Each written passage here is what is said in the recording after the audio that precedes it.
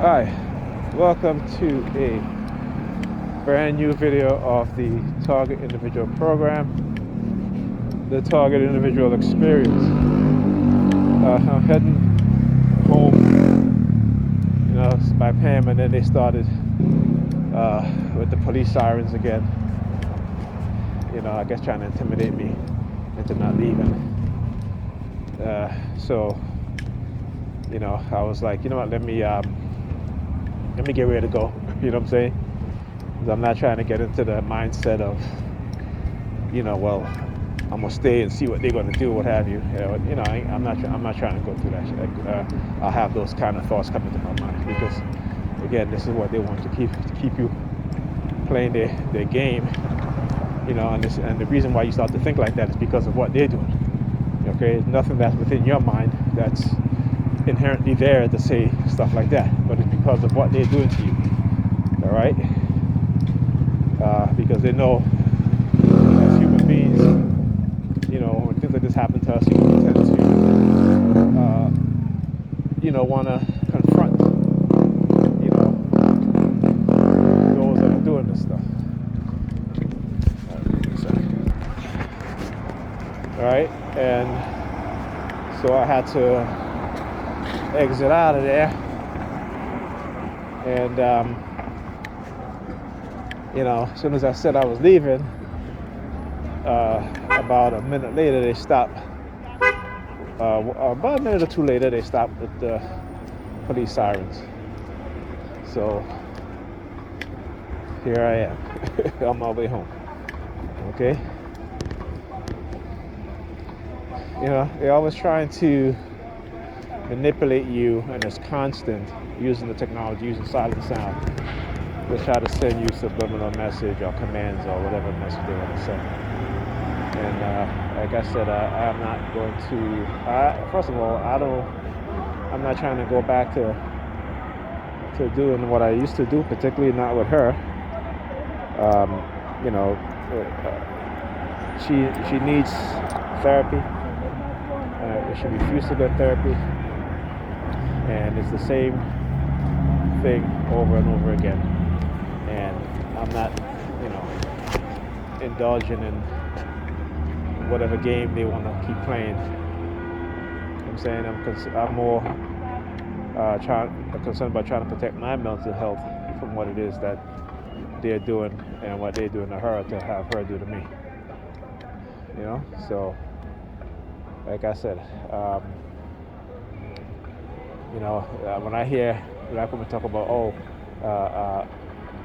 black men need to see therapists, but the reality is the majority of black women need to see therapists. I should say Negro-European women need to see a therapist because they are dealing with, unconscious issues, and they refuse to even recognize their conscious issues because, again, they're highly religious and they're afraid of God, and their family members tell them all this bullshit, and so they continue to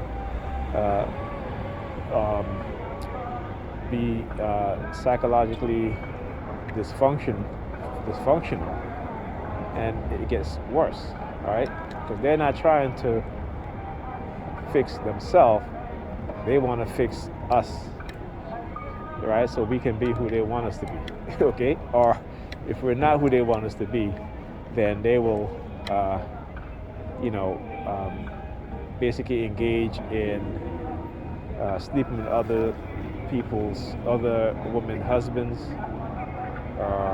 It always happens within the society, but it is happening more rampantly within the black community, and because, like I said, they don't want to fix themselves. So they, because it's all the man's fault. It's all black men's fault. So they need us to fix ourselves, right? But you cannot fix yourself, and the other person don't want to fix themselves. If you do fix yourself or attempt and get therapy to heal yourself and to be a better person, better individual, better whatever, and the other person think that everything is fine, that there's nothing wrong with them.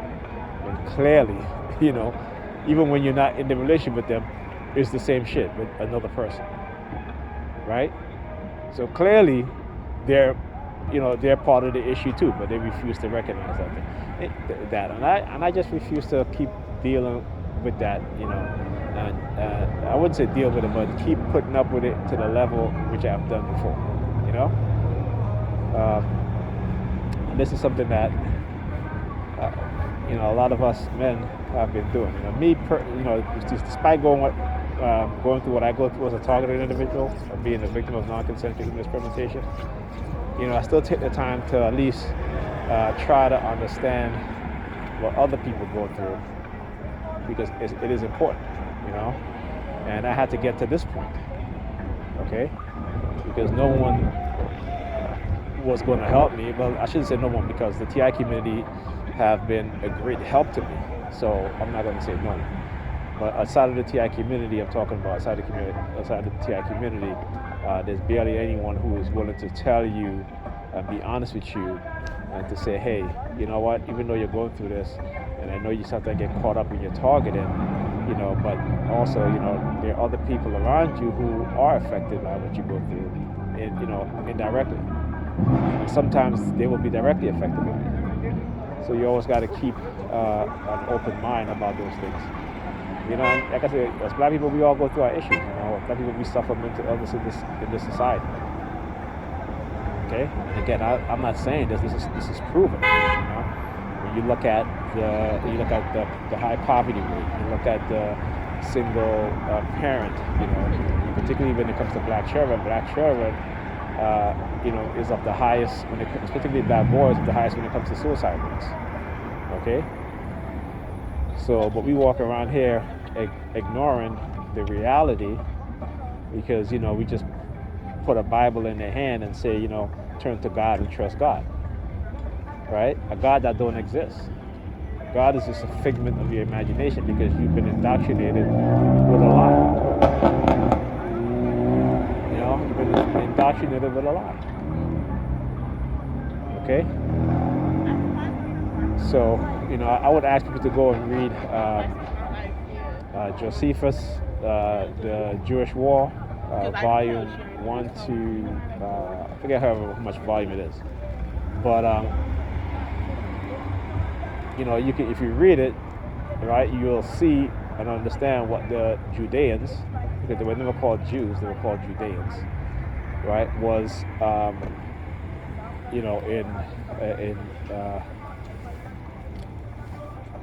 at the time, okay, what they were going through with the Romans. They were at war with the Romans. I mean, they were at serious war with the Romans. They were not the pacifists that you see and read in the Bible.